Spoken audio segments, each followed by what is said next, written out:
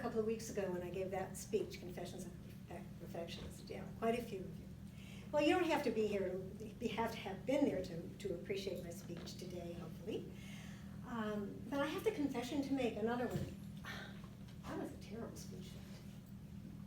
I was so not in my power. I was not grounded. I was not centered. And it was because of something that happened 20 minutes before I arrived that I want to share with you today. But you all were so kind and compassionate and forgiving in your comments. There was only one person in the room that actually made a comment in her feedback, and that was Eve. Picked up, she says, you know, you're just not yourself today, Patricia. Now, perfectionism is a cruel Lord in a way. It sabotages our happiness. It steals our joy. It pushes us up against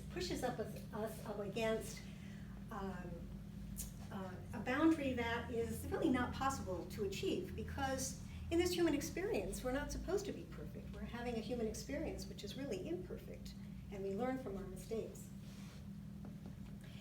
And you know, perfectionism, you would think that being on time would be a whole part of a perfectionist. But for me, it has not. For me, it has sabotaged my success. I don't know why that is, but I'm working on it. And perhaps today, revealing it to you is giving me an opportunity to do some healing there. I want to tell you what happened that morning. I said, oh, I'm giving a speech today and I'm going first, and I'm going to get there early. So I live in Summerlin. I figured it takes about 10 to 15 minutes. So I left the house. I was leaving the house, I should say, at 10 minutes after 12, all dressed, ready to go. And I'm walking through my living room, and I look down, and there is an army, a horde of ants. One of my cats hadn't finished their food, and the dish was there, and it was just loaded with ants all over my carpet. I looked at that, and I went, oh, I've got to clean that up. A voice in my head said, you don't have time to clean that up, Patricia. And I had my hand on the doorknob, and I stopped, and I went, oh, no, I can do it. I can clean it up. I can get it all done. So I took out my goggles and my gloves and my spray, you know, and I looked down at these little six-legged guys traipsing all over my carpet with cat food, and I said, you feeling lucky today, punks? Get ready to die. You're going to ant hell. So I cleaned it up spick and span. Now I'm running late. I got in the car, I'm zooming down the hill at Summerlin at the stop sign at the post office, and I kind of rolled through the stop sign. You know what I mean? That California roll. And I thought, God, Patricia, what a stupid thing to do. If there were a cop there, you'd be toast. I looked in my rearview mirror, flashing lights, motorcycle cop, one of CHP's best. I pull over and I went, oh, I am toast. But I am a Toastmaster. Anyway, he just kind of saunters over, taking his time, saunters over to my car, and I roll down the window, and I have no shame. I have to tell you, it was really, I said, oh, officer, please don't give me a ticket.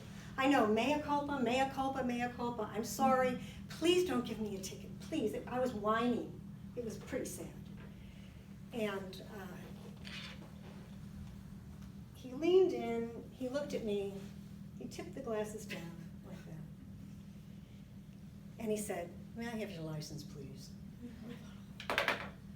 So I got my license out and I gave it to him. As I gave it to him, I held on to it and I said, officer, you don't understand, I'm giving a speech and I'm giving it in 10 minutes and it's on perfectionism and I can't be late.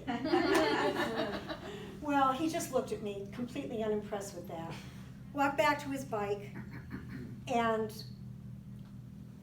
he came back to very soon, he came back to my car, and he looked in the window and he said, I'm not going to give you a ticket, but I'm going to tell you that if you had stopped perfectly at that stop sign,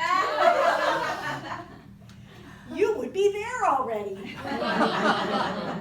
And I said, oh, you're absolutely correct. Thank you so much. I thanked him profusely, and as I took my license back.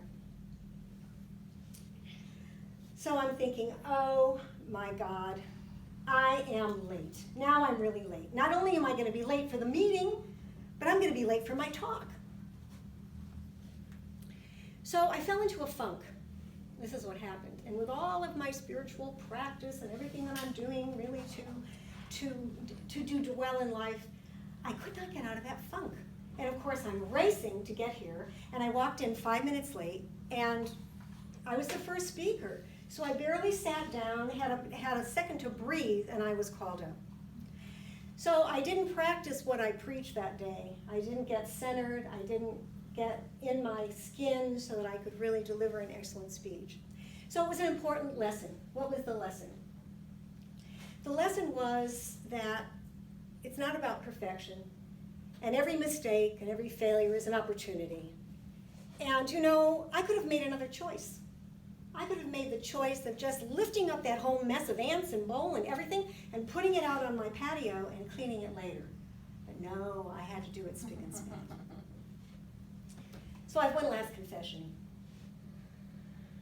I didn't say to those ants, "Are you feeling lucky today, punks? Get ready to die, you're going to ant hell."